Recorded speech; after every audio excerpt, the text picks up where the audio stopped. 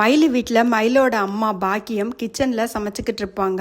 மயிலோட தங்கச்சி சுடரும் கிச்சனில் நின்று ஃபோன் பார்த்துக்கிட்டு இருப்பாங்க. அப்போ அந்த ஃபோனில் கோமதி ஏற்கனவே அவங்க வீட்டில் எல்லாருமே குரூப் ஃபோட்டோ எடுக்கும்போது அதை ஸ்டேட்டஸில் வச்சுருப்பாங்க. அது அங்கே ஸ்டேட்டஸில் வரும். மற்ற வீட்டில் எல்லாரும் ஒன்று சேர்ந்துட்டாங்க போல இருக்க, இதோ பாருமா அப்படின்னு அவங்க அம்மா கிட்ட காட்டிக்கிட்டு இருப்பாங்க சுடரு.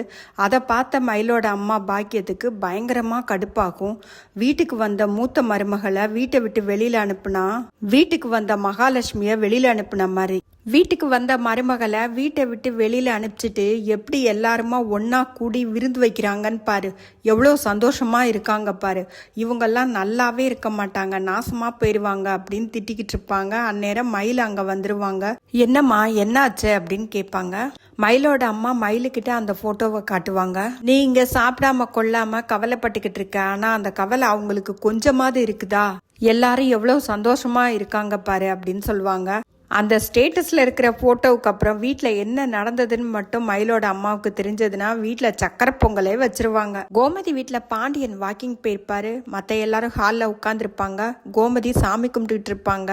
நான் செஞ்சது தப்பு தான், நான் மறைச்சது தப்பு தான், ஆனால் நான் வேணும்னு பண்ணலையே சாமி, எதுக்காக பண்ணினேன்னு உனக்கு தெரியுமே அப்படின்னு சாமி கிட்ட எல்லாத்தையும் மறுபடியும் ஒப்பிச்சுக்கிட்டு இருப்பாங்க. கதிர், சரவணன் எல்லாருமே அவங்க அம்மாவுக்கு சப்போர்ட்டா ஆறுதலா பேசுவாங்க. அப்பா வந்ததும் சொல்லு அப்படின்னு சொல்லிட்டு உள்ள போயிருப்பாங்க. அதுக்குள்ள பாண்டியன் அங்க வந்துருவாரு. அதனால வேகமா ராஜி தான் கிச்சன்ல சமைச்சுக்கிட்டு இருப்பாங்க. காஃபியை குடுடின்னு ராஜி கிட்ட காஃபியை போட சொல்லி அதை வாங்கிட்டு போய் பாண்டியனுக்கும் கதிருக்கும் கொடுப்பாங்க. கதிர் எடுத்துக்குவாரு, பாண்டியன் எடுத்துக்க மாட்டாரு. ரொம்ப கோவப்பட்டு அனுப்பிச்சு விட்டுருவாரு. கோமதி ரொம்ப சங்கடப்பட்டுட்டு கிச்சனுக்கே போயிடுவாங்க. கதிர் கிச்சனுக்கு வந்து, அம்மா இன்னைக்கு என்ன சமையல்மா அப்படின்னு கேட்பாரு. எப்பயும் போல சாம்பார் தாண்டா அப்படின்னு சொன்ன ரொம்ப வருத்தப்பட்டு சொல்லுவாங்க. அம்மா நீ ஒன்று பண்ணு, அப்பாவுக்கு தான் வெண்டைக்காய் சாம்பார்னா ரொம்ப பிடிக்குமே, காஃபியில் கோச்சிக்கிட்டாலும் வெண்டைக்காய் சாம்பாரில் கோச்சிக்க மாட்டாரு, நீ அதையே பண்ணிடு, நீ ஒன்றும் கவலைப்படாதம்மா, உன் சிரிப்பு தான் உனக்கு அழகேவும், அதை விட்டுட்டு நீ எப்போ பாரு அழுதுகிட்டே இருக்கியே, அழாதம்மா, கொஞ்சம் டைம் கொடு, எல்லாமே சரியாயிடும், வருத்தப்படாத அப்படின்னு சொல்லிட்டு ரொம்ப ஆறுதலா பேசுவாரு அவங்க அம்மாவுக்கு. அது பாக்குறதுக்கு அவ்வளோ சந்தோஷமா இருக்கும். ராஜியும் அவங்க அத்தைக்கு ஆறுதல் சொல்லுவாங்க. வழக்கம் போல செந்தில் மீனா வீட்டுல டாம் அண்ட் ஜெர்ரி கொண்டாட்டம் தாங்க. மீனா சீக்கிரமா எழுந்து எல்லாமே ரெடி ஆயிடுவாங்க. ஆட்டோவுக்கும் சொல்லிடுவாங்க. ஆபீஸ்க்கு கிளம்பிக்கிட்டு இருக்கும் போது தச்சையெல்லாம் தண்ணி குடிச்சிட்டு டேபிள்ல வைப்பாங்க. அந்த டம்ளர் கீழே விழுந்துடும். அந்த சத்தம் கேட்டு செந்தில் முழிச்சுக்குவாரு. ஐயோ 9 மணி ஆயிடுச்சா, ஏன் மீனா என்னை எழுப்பலன்னு எழுந்து மீனா கிட்ட கேட்டதும், என்னையெல்லாம் யாராச்சும் எழுப்பி விடுறாங்க, நான் எழுந்து ரெடி ஆகல, அதே மாதிரி நீங்களே எழுந்து ரெடி ஆகுங்க அப்படின்னு சொல்லுவாங்க. அதுக்கு செந்தில், என்ன இவ்வளவு திமிரா பேசுற அப்படின்னு சொல்லி கேட்பாரு. எனக்கு காஃபி வேணும் மீனா, காஃபி போட்டு கொடுத்துட்டு போ, சமைச்சு வச்சுட்டியா, எனக்கும் சேர்த்து சமையல் பண்ணிருக்கியா அப்படின்னு அடுக்கிக்கிட்டே போவாரு. மீனா என்ன சொல்வாங்கன்னா, நேத்திக்கு தானே அவ்வளவு சண்டை போட்டீங்க, பேசாம இருன்னு சொன்னீங்கல்ல, நான் பேசக்கூடாதுன்னா நீங்களே எல்லாமே பண்ணிக்கணும், என்னோட துணை இல்லாமலே நீங்களே பண்ணணும், போனா போகுதுன்னு காஃபி மட்டும் டிகாஷன் ரெடி பண்ணி வச்சிருக்கேன், பால் காய்ச்சி வச்சிருக்கேன், வேணும்னா காஃபி கலக்கி குடிச்சுக்கோங்க அப்படின்னு சொல்லிட்டு கிளம்பி போயிடுவாங்க. இதெல்லாம் ரொம்ப டூ மச் மீனான்னு வழக்கம் போல செந்தில் கத்திக்கிட்டே இருப்பாரு. மீனா ஆஃபீஸ்க்குள்ளே என்ட்ரி ஆகிறதுக்காக போவாங்க. அங்கே பார்த்தா மயில் அங்கே வந்திருப்பாங்க மீனாவை பார்க்கறதுக்காக.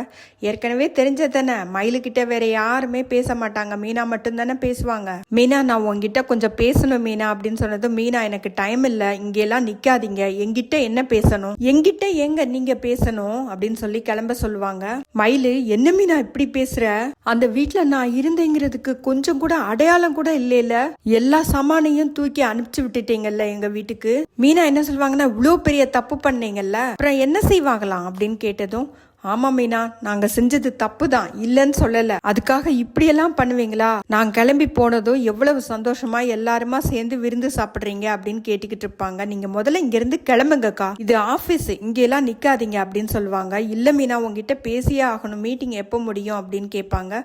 அதெல்லாம் சொல்ல முடியாது, நீங்க கிளம்புங்க அப்படின்னு சொல்லிட்டு மீனா உள்ள போயிடுவாங்க. சரவணனும் பாண்டியனும் கடையில இருப்பாங்க. பாண்டியன், இல்லையே சரவணா, உனக்கு ஒரு ஆளா டெலிவரியும் கடையிலையும் வேலை பார்க்கறது கஷ்டமா இருக்கும்ல, யாரோ வர்றாங்கன்னு சொன்னியே, அந்த பையன்கிட்ட கேட்டு பாருண்டா. இல்லப்பா, அந்த பையனுக்கு மதுரையில வேலை கிடைச்சிருச்சான், அதனால அங்க போயிட்டாப்ல அப்படின்னு சொல்லிட்டு, நானே பாத்துக்குவேன்ப்பா, எனக்கு ஒன்றும் சிரமம்லாம் இல்லை, நானே பாத்துக்கிறேன் அப்படின்னு சொல்லுவாரு. அந்நேரம் கோமதி அங்க வருவாங்க. சாப்பாடு எடுத்துட்டு வந்திருப்பாங்க அவங்க அப்பாவுக்கும் சரவணனுக்கும். சரவணன் ரொம்ப பாசமா, வாங்கம்மா உட்காருங்கம்மா அப்படின்னு சொல்லிட்டு, குடிக்கிறதுக்கு ஏதாவது எடுத்துட்டு வரட்டுமா அப்படின்னு சொல்லி கேட்டுக்கிட்டு இருப்பாரு. கோமதி மேலே அவங்க பிள்ளைங்க எல்லாருமே எவ்வளோ பாசமாக இருக்காங்க அப்படின்னு பார்க்கும்போது அவ்வளவு ஆனந்தமாக இருக்குங்க. அதுவும் அவங்க அம்மாவை பொறுத்த வரைக்கும் கதிரோட நடிப்பெல்லாம் வேற லெவல்ல இருக்கும். சரவணன் அவங்க அம்மா கிட்ட ஏமா நீங்க சாப்பாடு எடுத்துட்டு வந்தீங்க, நாங்களே வீட்டுக்கு வந்திருப்போம்ல அப்படின்னு சொல்லிக்கிட்டு இருப்பாரு. இல்லடா வீட்டுக்கு வர நேரம் ஆகுதே, உங்களுக்கு சிரமமா இருக்கேன்னு எடுத்துட்டு வந்தேன்டா அப்படின்னு சொல்லிட்டு, கடை வேலையெல்லாம் எப்படிடா போய்கிட்டு இருக்குது, கடையில தான் ஆள் இல்லையில, நான் வேணா கடைக்கு வரட்டுமா, ஹெல்ப் பண்ணட்டுமா அப்படின்னு கேட்பாங்க. அதை கேட்டதும் பாண்டியனுக்கு ரொம்ப கோவம் வந்துடும். சரவணனை பார்த்து ஏண்டா பேசாம இருக்க சொல்லுடா, செய்யறதையும் செஞ்சு போட்டு வந்து பேசுறாளாம் பேச்சு அப்படின்னு சொல்லிட்டு எழுந்து வெளியில கிளம்புவாரு. அதோட இன்னைக்கு எபிசோடு முடிஞ்சதுங்க. எது எப்படியோங்க, கதிரும் ராஜியும் ஒன்னா சேர்ந்ததுல எல்லாருக்குமே ரொம்ப சந்தோஷம்.